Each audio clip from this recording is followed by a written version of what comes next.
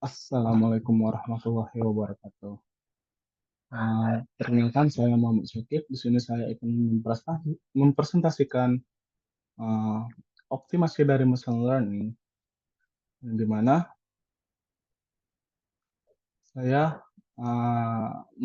menggunakan adopsi dari Particle Swarm Optimization atau PSO. Pertama, kenapa sih PSO itu? Permasalahannya, optimasi sulit diselesaikan secara matematis. PSO terinspirasi oleh perilaku kawanan burung, sederhana, cepat, dan efektif. Eh, Lanjut ke konsep dasar PSO. PSO menggunakan segumpal partikel atau solusi kandida, di mana setiap partikel memiliki posisi, kecepatan, personal best atau p-best, dan juga global best atau g-best, di mana posisi yang sedang dicoba, kecepatan, arah, dan jarak perpindahan. Lanjut ke mekanisme PSO. Uh, uh, PSO ada 5 cara dalam menentukan PSO, yang dimana inisialisasi populasi partikel, dimana menentukannya secara acak, diatur secara acak. Yang kedua, lanjut ke hitung nilai fitness dari tiap partikel, dimana uh, kita harus mencari minim uh, errornya, minim ya ini uh, minim SSE, maksim profit, dan lain sebagainya. Nah, jika posisi sekarang baik, maka kita ambil P-best dan G-best. Jika ada partikel terbaik di antara semuanya, termasuk G-best. Lanjut ke filosofi dan posisi. Nah, kecepatan yakni mencakup rumus velocity plus C1 atau run, P-best dikurang posisi ditambah C2 run,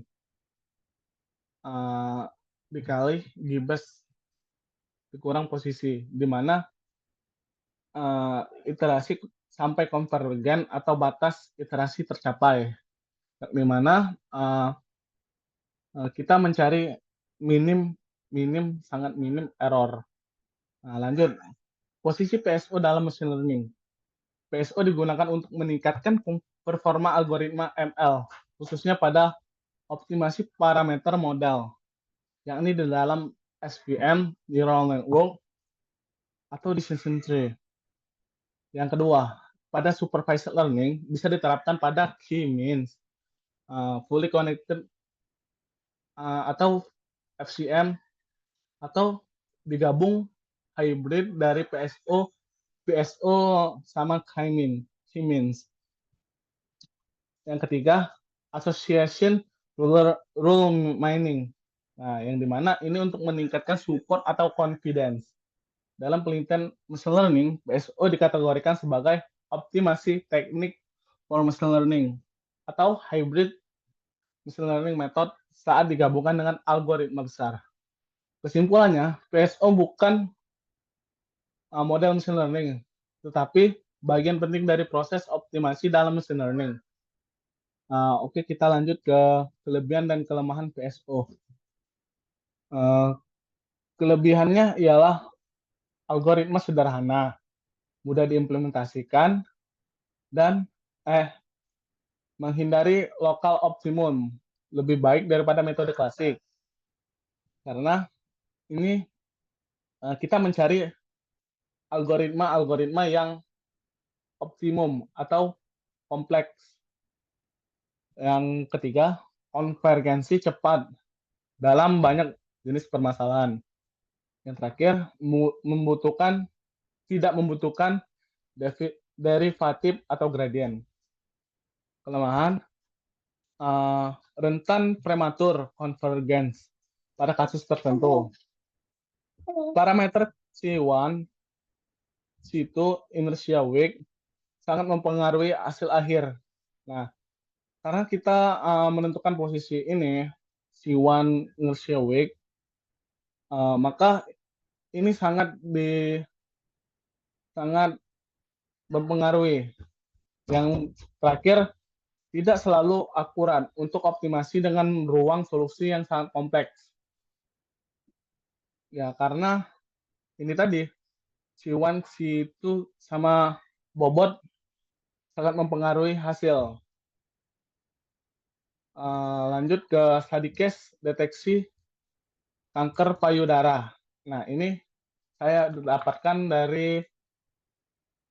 dari scientific report, di mana early base ini untuk deteksi dini kanker payudara menggunakan citra uh, citra termografi inframerah dengan bantuan CNN yang dioptimasi dengan PSO. Oke, lanjut ke langkah-langkah. Nah, di sini PSO yang digunakan, yakni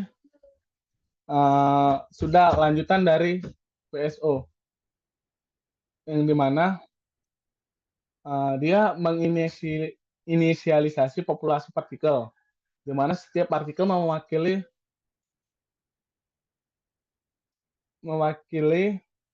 satu set hyperparameter CNN, yang dimana jumlah lapisan CNN, jumlah neuron pada fully connected layer, ukuran kernel, learning rate, dropout pada fungsi aktivasi. Yang ketiga, populasi partikel dan inisialisasi secara acak yang telah ditentukan. Terus lanjut ke parameter evaluasi fitnessnya, di mana setiap partikel dievaluasi dengan melatih model CNN menggunakan hyperparameter yang diwakilinya. Function dari fitness sama dengan akurasi klasifikasi pada data validasi.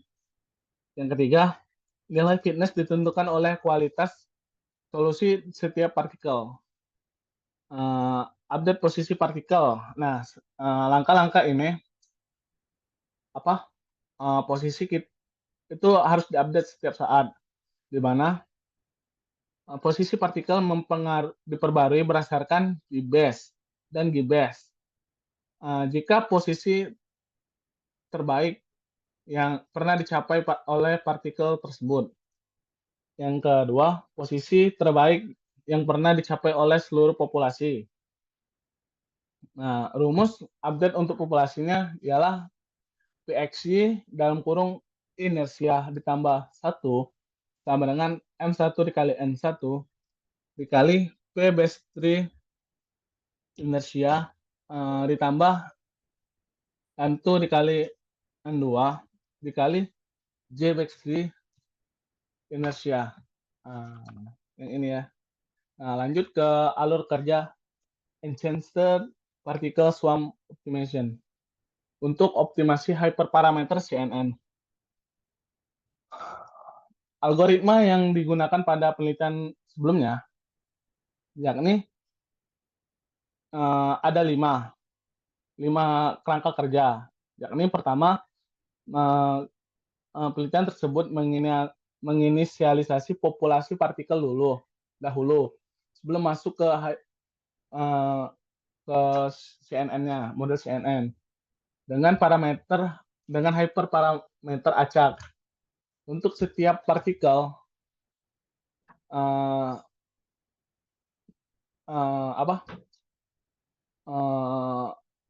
langkah selanjutnya melatih CNN dan hitung fitness atau operasi.